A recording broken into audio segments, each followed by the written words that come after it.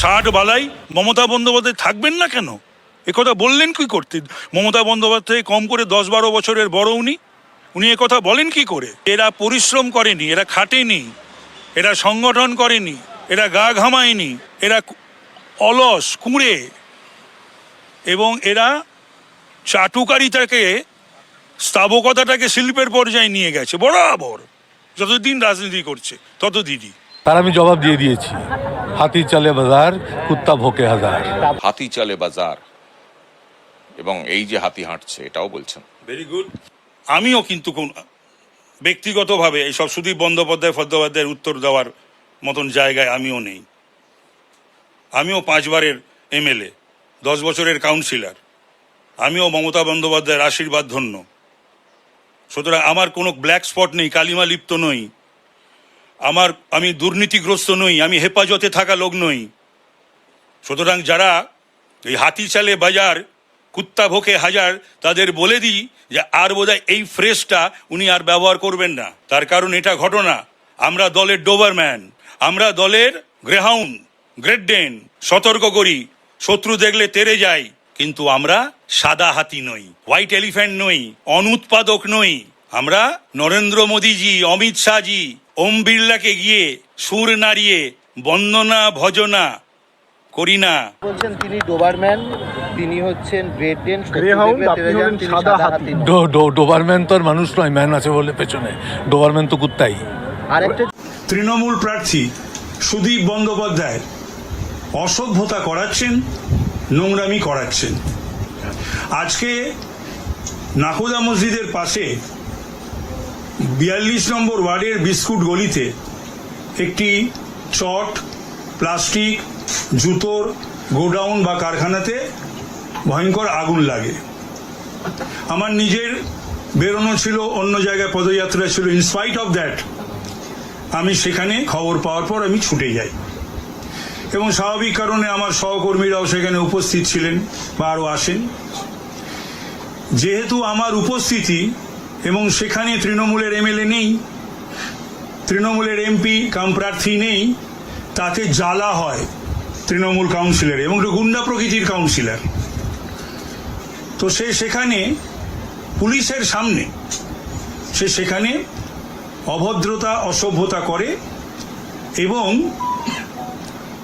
ওইখানে আমরা যাওয়াতে অসুবিধা হয়ে যায়।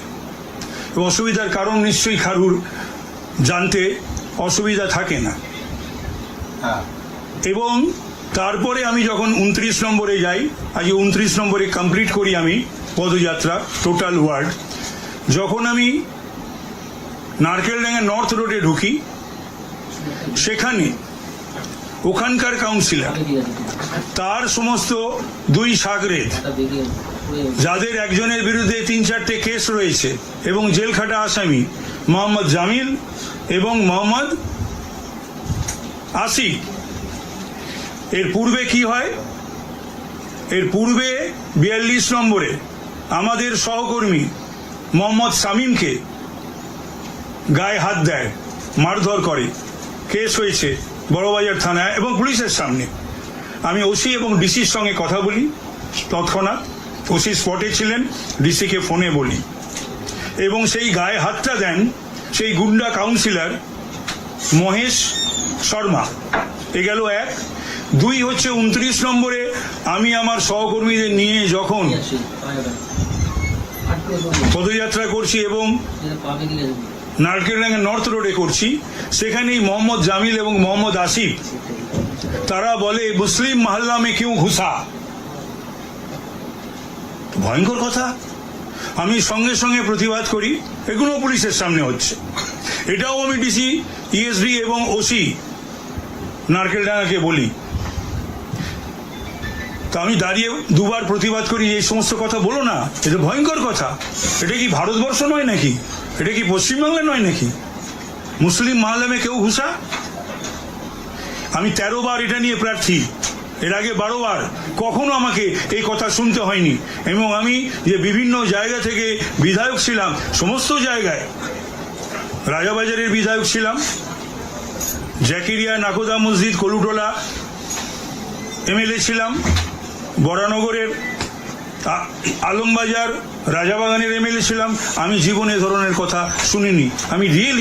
আমি অত্যন্ত শকড এবং ভাবিত, চিন্তিত, এবং এইগুলো সমস্ত কিছু করাচ্ছেন পরাজয় নিশ্চিত জেনে তৃণমূল প্রার্থী সুদীপ ব্যানার্জি।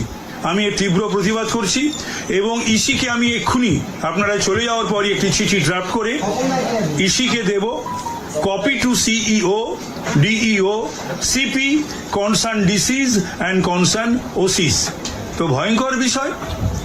এবং যদি দেখা যায় যে কলকাতা পুলিশ আমাদের এই যে প্রচার অভিযানে ব্যাহত হয়, তাহলে পরে ইসি যেন আমাদের প্রচার অভিযান যেন ব্যাহত না হয়, অব্যাহত থাকে। এবং বেশ কয়েকটা ঘটনা ঘটেছে, সেগুলো যাতে পুনরাবৃত্তি না হয়, তাহলে কিন্তু আমাদের প্রচার যাতে ঠিকঠাক আমরা করতে পারি, ইসিকে সেই দায়িত্ব নিতে হবে, এনসিওর করতে হবে। আজকে কি আপনাকে প্রচারে মানে বাধা দিয়েছে বা এর থেকে এই তো বাধা দেওয়ারও তো থেকেও সাংঘাতিক। বলা হচ্ছে যে মুসলিম মহল্লা মে ঘুষা কেউ।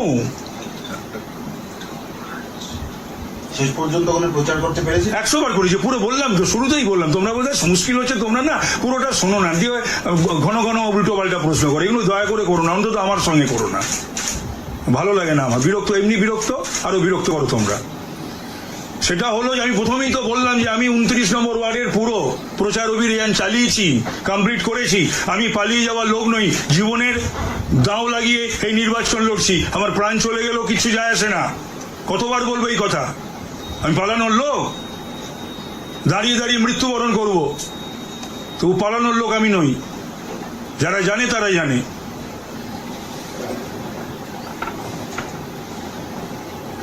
এবার যদি আপনাদের কোনো প্রশ্ন থাকে আপনারা করতে পারেন। দাদা, ববি হাকিম আজকে বলেছে আগুনের ওখানে ঘটনায় যে বাড়িতে একবার তল্লাশি হয়েছে, তার জন্য আপনি ভয় পেয়ে গেছেন। আচ্ছা, ববির বাড়িতে কতবার তল্লাশি হয়েছে সিবিআইডিআই?